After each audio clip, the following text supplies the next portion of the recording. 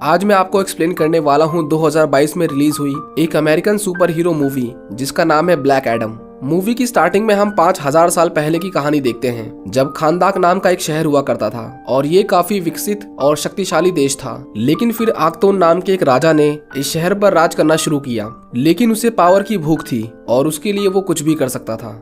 जब उसे शैतानी शक्तियों को काबू करने का राज पता चला तो उसने अपने ही लोगों को बंदी बना लिया और उनसे इटर्नियम नाम के एक एलिमेंट की खुदाई करवाने लगा ताकि उससे ऐसा ताज बनवा सके जो पूरे 5 शैतानों की शक्तियां संभाल सके। एक दिन एक मजदूर को इटर्नियम का एक बड़ा टुकड़ा मिलता है। वो उसे लेकर सैनिकों के पास जाता है और उनसे उसे ढूंढने के लिए अपना इनाम मांगता है, लेकिन वो लोग बदले में उसे ही मार देते हैं। इसके बाद हम एक लड़के को देखते हैं जो अपने राजा के खिलाफ जंग छेड़ देता है, पर उसका विरोध ज्यादा ना बढ़े इसीलिए वो राजा उसे मारने का हुक्म देता है। पर जैसे ही वो उसे मारने वाले थे वो गायब हो जाता है और जादूगरों के संगठन में आ जाता है और वो जादूगर तय करते हैं कि वो उस लड़के को भगवान की शक्तियां देंगे ताकि वो उस राजा से लड़ सके। इसके बाद वो बच्चा ब्लैक एडम बन जाता है और उस राजा के साथ लड़ाई में उसका पूरा शहर बर्बाद हो जाता है। इसके बाद ब्लैक एडम को किसी ने नहीं देखा और ऐसा माना जाता है कि जब जब खानदाक को उसकी जरूरत पड़ेगी वो वापस आएगा। इसके 5000 साल बाद हम खानदाक शहर को देखते हैं जिस पर अब इंटरगैंग नाम का एक आतंकवादी संगठन उस पर राज करता है और उनका शहर अभी भी आजाद नहीं हो पाया था। इसके बाद हम एड्रियाना को देखते हैं जो एक आर्कियोलॉजिस्ट थी।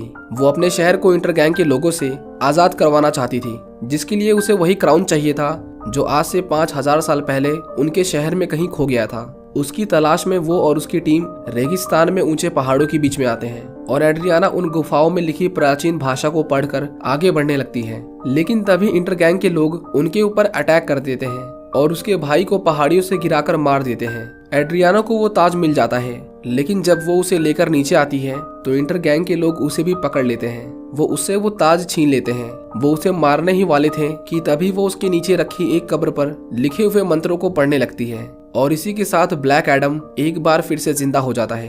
वो लोग उसके ऊपर फायरिंग करते हैं पर गोलियों का उसके ऊपर कोई असर नहीं होता। एक आदमी उसके पास जाने की गलती करता है और ब्लैक एडम उसे जलाकर राख कर देता है। वो सभी लोगों को बहुत बुरी तरह मार रहा था, लेकिन वो एड्रियाना को कुछ नहीं करता क्योंकि उसी ने उसे कैद से बाहर निकाला था। लेकिन इस लड़ाई में इस्माइल के ऊपर चट्टान गिर जाती है और वो मारा जाता है। ब्लैक एडम इसके बाद गुफाओं से बाहर आता है और उसे रोकने के लिए बड़े बड़े हेलीकॉप्टर उसका इंतजार कर रहे थे। वो उसके ऊपर मिसाइल से हमला करते हैं पर उसे एक खरोच भी नहीं आती। ब्लैक एडम उसे एक एक करके मारने लगता है जैसे वो उसके लिए बच्चों का खेल हो। एड्रियाना उस ताज को लेकर बाहर निकलने लगती है पर तभी उसके सामने एडम आता है। वो उसे देखते ही अपनी कार के शीशे ऊपर कर लेते हैं, लेकिन तभी एक सोल्जर ब्लैक एडम पर इटर्नियम मिसाइल से हमला करता है और उस धमाके में उसे चोट लग जाती है। वो उस सोल्जर को मारने के बाद वहीं पर बेहोश होकर गिर जाता है। इसके बाद हम इस्माइल को देखते हैं जो उस गुफा में अभी भी जिंदा था और वो इंटरगैंग के लोगों के साथ मिला हुआ था। इसके बाद हम दूसरे सुपर हीरोज को देखते हैं जो खुद को जस्टिस सोसाइटी ऑफ अमेरिका कहते थे। जब उन्हें पता चलता है कि ब्लैक एडम जाग गया है और शहर में तबाही मचा रहा है तो वो उसे रोकने के लिए जाते हैं। उनकी टीम में शामिल थे कार्टर जिसके पास एक पक्षी जैसा सुपर हीरो सूट था, केंट जो एक जादूगर था और भविष्य को देख सकता था, मैक्सिम जो हवा को अपने काबू में कर सकती थी और एटम स्मैशर जो अपना साइज बड़ा कर सकता था। ब्लैक एडम को जब होश आता है तो एड्रियाना के घर में था। उसका बेटा एमोन ब्लैक एडम से उसकी पावर्स के बारे में बात करने लगता है, लेकिन उसे उसकी बातों में कोई इंटरेस्ट नहीं था और वो उसे अपने रास्ते से हटने के लिए कहता है। जब वो बाहर देखता है तो उसका शहर पूरी तरह से बदल गया था क्योंकि उसे सोए हुए 5000 साल हो चुके थे। एड्रियाना उसे बताती है कि उसका शहर आज भी आजाद नहीं है। इंटरगैंग ने उन पर कई सालों से कब्जा कर रखा है। वो एडम से मदद मांगती है, लेकिन वो उसे कहता है कि वो कोई सुपर हीरो नहीं है। एमोन उसे कहता है कि आज के समय में सुपर पावर्स होना बड़ी बात है और तुम इससे बहुत सारे पैसे कमा सकते हो। तुम जिन्हें जानते थे वो अब मर चुके हैं और इसके अलावा तुम करोगे भी क्या। ब्लैक एडम अपने स्टैचू के पास आता है जो शहर के लोगों ने बनाया था। उसे देखकर उसे पिछली बातें याद आने लगती हैं। जस्टिस सोसाइटी उसे रोकने के लिए खानदाक आ रही थी। केंट उन्हें बताता है कि हमें बस उसके मुंह से शज़ाम बुलवाना है, जिसके बाद वो अपनी पावर्स खो देगा और हम आराम से बैठकर उससे बात कर पाएंगे। इसके बाद एमोन जानबूझकर इंटरगैंग के लोगों को उकसाता है ताकि ब्लैक एडम उसे बचाने के लिए आए। जब एडम देखता है कि एमोन खतरे में है तो वो इंटरगैंग के लोगों को मार देता है और कुछ को तो हवा में लेकर उड़ जाता है। केंट देखता है कि एडम उसके सामने था और वो उन दोनों को आसमान से गिरा देता है और उन्हें मरने के लिए छोड़ देता है। लेकिन कार्टर उन्हें बचाने के लिए नीचे कूद जाता है और इसके बाद वो अपने सूट को पहनकर उन दोनों को बचा लेता है। खानदान के लोगों को ये बिल्कुल पसंद नहीं आता, पर कार्टर उन्हें कहता है कि इन्हें कानून पनिश करेगा। लेकिन तभी ब्लैक एडम उन दोनों को बिजली का झटका देकर मार देता है। इसके बाद केंट उसे वार्निंग देता है कि वो सरेंडर कर दे, नहीं तो वो मारा जाएगा। पर एडम इतनी आसानी से नहीं झुकने वाला था। वो उन्हें खुद से दूर रहने के लिए कहता है, जिसके बाद कार्टर उसके ऊपर हमला कर देता है। लेकिन वो एडम के सामने कुछ नहीं था। एडम उसे बुरी तरह मारता है। केंट अपने मैजिक से एडम को इल्यूजन दिखाने लगता है और कार्टर मौके का फायदा उठाकर उस पर हमला करता है। इसके बाद एडम को बहुत गुस्सा आ गया था और वो कार्टर को उड़ा उड़ा के मारता है। जब एडम, स्मैशर और मैक्सिम उसे मार खाता देखते हैं तो वो उसे बचाने के लिए आते हैं। वो सभी मिलकर एडम को जोर से पकड़ लेते हैं और एक साथ मिलकर उसके ऊपर हमला करते हैं। लेकिन तभी ब्लैक एडम अपनी पूरी पावर का इस्तेमाल करता है, जिसकी वजह से जोर का धमाका होता है और वो सभी दूर जाकर गिरते हैं। एडम उनके ऊपर दोबारा से हमला करने वाला था, लेकिन एटम स्मैशर उसे जोर का पंच मारकर उसे अपने हाथों के नीचे दबा लेता है, पर वो उसे ज्यादा देर तक रोक नहीं पाता। एडम उसे एक जोर का पंच मारता है और एटम स्मैशर बेहोश होकर गिर जाता है। खानदान के लोग उसे देख रहे थे और वो उसके लिए तालियां बजाने लगते हैं, क्योंकि अब वो उसे अपना हीरो मानने लगे थे। लेकिन एडम उस महल की ओर जाता है जहाँ पर वो कभी राज करता था। केंट उन्हें कहता है कि हम उससे नहीं जीत सकते। उसे पता था कि सेबैक का क्राउन एड्रियन के पास है। वो उससे वो क्राउन वापस मांगता है, लेकिन एड्रियन उसे क्राउन देने से मना कर देती है। वो उन्हें कहती है कि जब इंटर गैंग के लोग उन पर 27 सालों से राज कर रहे थे तो तुम सब कहाँ थे, और जब हमें बचाने कोई आया है तो तुम उसे रोकना चाहते हो। पर केंट उसे कहता है कि हमारे पास ब्लैक एडम का इतिहास है और वो वैसा बिल्कुल नहीं है जैसा तुमने उसके बारे में कहानियों में सुना है, क्योंकि उसी ने 5000 साल पहले अपने शहर को बर्बाद किया था। एमोन अपने घर आता है जहाँ इस्माइल उसका इंतजार कर रहा था। वो करीम को मार देता है, लेकिन एमोन उस क्राउन को लेकर वहाँ से भाग जाता है। एड्रियाना ब्लैक एडम से पूरी सच्चाई जानना चाहती थी और उसे पता चलता है कि उसे क्राउन से कोई मतलब नहीं था, वो बस बदला लेना चाहता था। लेकिन उसकी शक्तियां इतनी बढ़ गई थी कि उसने सब कुछ बर्बाद कर दिया। इसके बाद जादूगरों ने ब्लैक एडम को उन शक्तियों के काबिल नहीं समझा और उससे उन शक्तियों को छीनकर उसे कैद कर दिया। जस्टिस सोसाइटी एडम की शर्तों को मानने के लिए तैयार थी, लेकिन वो इतनी आसानी से सरेंडर करने वाला नहीं था और वो उन्हें खानदान से दूर रहने को कहता है। एड्रियाना के पास एमोन का कॉल आता है और वो उसे बताता है कि इंटर गैंग के लोग उसके पीछे पड़े हैं और इस्माइल भी उसके साथ मिला हुआ है। इसके बाद वो ब्लैक एडम से अपने बेटे को बचाने की रिक्वेस्ट करती है। वो लोग उसे लेकर जा रहे थे, लेकिन एडम एमोन को बचा लेता है। एडम उनके साथ लड़ाई कर रहा था और मौका देखते ही इस्माइल एमोन को किडनैप कर लेता है। उनके पास इटर्नियम से बनी सुपर बाइक्स थी जिसकी रफ्तार बहुत तेज थी। एडम उनका पीछा करता है और एक एक बाइक की छानबीन करता है और जिसमें एमोन नहीं होता था वो उसे बर्बाद कर देता है। वो इससे शहर में होने वाली तबाही के बारे में बिल्कुल नहीं सोचता। वो बाइक्स एडम के शरीर के आर पार भी जा सकती थी। अब बस एक आखिरी बाइक बची थी। एडम उसका पीछा करता है, लेकिन वो देखता है कि एमोन उसके अंदर भी नहीं था, क्योंकि इस्माइल ने उसे बहुत चालाकी से वहाँ से बाहर निकाल दिया था। केंट करीम के पास आता है और उसे बताता है कि तुम इतनी जल्दी नहीं मरोगे। केंट एडम से कहता है कि तुम उन्हें मेरे पास ले आओ, मैं उनका दिमाग पढ़कर एमोन की लोकेशन का पता लगा लूंगा। पर एडम ने तो उन सभी को मार दिया था। कार्टर ने उनमें से 2 लोगों को बचा लिया था और एडम से कहता है कि हर बार लोगों को मारना प्रॉब्लम का सलूशन नहीं होता। लेकिन एडम कहाँ उसकी मानने वाला था।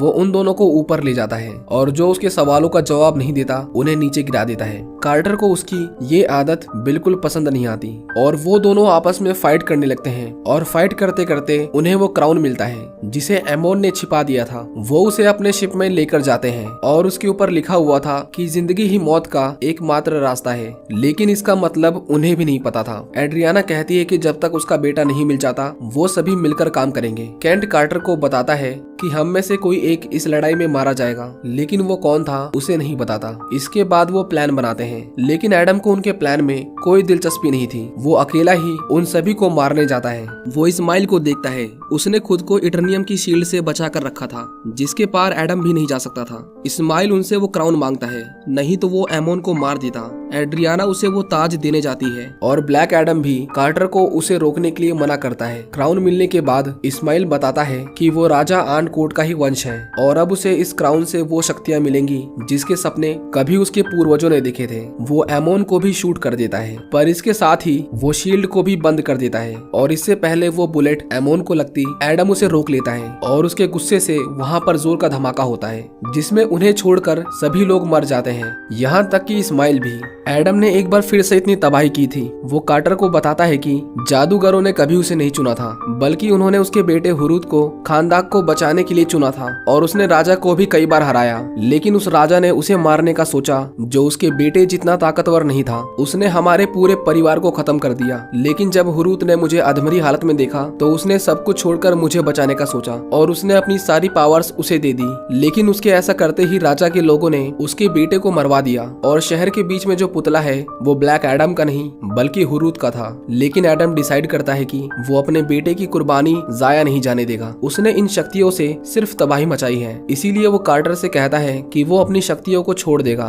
क्योंकि हर ताकतवर आदमी हीरो नहीं होता। इसके बाद एडम अपने इंसानी रूप में आ जाता है, जिसके बाद वो एडम को अपने सीक्रेट बेस पर ले जाते हैं जो पानी के नीचे था। वो उसे एक हाइबरनेशन टैंक में रखते हैं ताकि वो शज़ाम बोलकर दोबारा से अपनी पावर्स ना ले पाए। लेकिन केंट देखता है कि सब कुछ ठीक करने के बाद भी उनका फ्यूचर चेंज नहीं हुआ था। वो कार्टर को बताता है कि इस लड़ाई में तुम मारे जाओगे, पर कार्टर उसे कहता है कि वो मरने से नहीं डरता। एड्रियाना ताज पर लिखे मैसेज को डिकोड कर लेती है और उन्हें पता चलता है कि इस्माइल ने जानबूझकर अपने आप को मरने दिया, क्योंकि उस मैसेज का मतलब था मौत ही जिंदगी का एकमात्र जरिया है। और मरने के बाद वो शैतानों की दुनिया में पहुंच गया था, जिसके बाद उसे उसकी शैतानी शक्तियां मिल जाती हैं। वो पानी के अंदर से दोबारा निकलता है। उसका शरीर बहुत बड़ा था और उसके अंदर से आग निकल रही थी। कार्टर उसके पास आता है और उस पर हमला करता है, लेकिन सबाक उसके शिप को डिस्ट्रॉय कर देता है। वो सभी मिलकर भी उसे रोक नहीं पा रहे थे और सबाक को उस राजा की कुर्सी तक पहुंचना था ताकि वो अपनी सेना को धरती पर ला सके।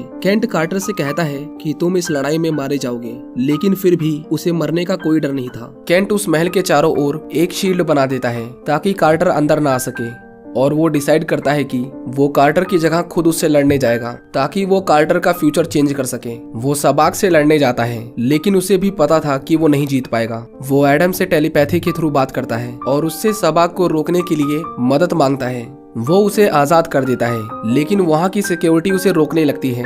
वो एडम पर गोलियां भी चलाते हैं, लेकिन वो वहाँ से भाग जाता है। लेकिन बीच समुद्र में वो बेहोश हो जाता है और वापस से ब्लैक एडम नहीं बन पाता। केंट सबाक से फाइट कर रहा था, लेकिन वो ज्यादा देर उसे रोक नहीं पाता और आखिर में वो कमजोर पड़ जाता है और सबाक उसे मार डालता है। इससे पहले बाकी सुपर हीरोज उसे रोक पाते, सबाक अपने सिंहासन पर बैठ जाता है और अपनी सेना को जिंदा कर देता है। दूसरी तरफ हम एडम को देखते हैं जो समुद्र की गहराइयों से बाहर निकल गया था। वो शज़ाम बोलता है और उसे उसकी शक्तियां वापस मिल जाती हैं। सबाक हुरूद के स्टैचू को तोड़ देता है। वो टूटकर शहर के लोगों पर गिर रहा था, लेकिन तभी एडम वहां आता है और उन्हें बचा लेता है। उसके और सबाक के बीच में फाइट होती है और ये पहली ऐसी फाइट थी जिसमें एडम बुरी तरह पिट रहा था। उसे रोकने के लिए कार्टर उस पर हमला करता है, पर वो उसे भी मार देता है। लेकिन ये सब एक इल्यूजन था और वो केंट के हेलमेट का इस्तेमाल करके सबाक को पकड़ लेते हैं। एडम उसके क्राउन को उतारने की कोशिश करता है, लेकिन वो बहुत पावरफुल था और आखिर में ब्लैक एडम उसके शरीर के 2 टुकड़े कर देता है और सबाक दोबारा अपनी दुनिया में लौट जाता है।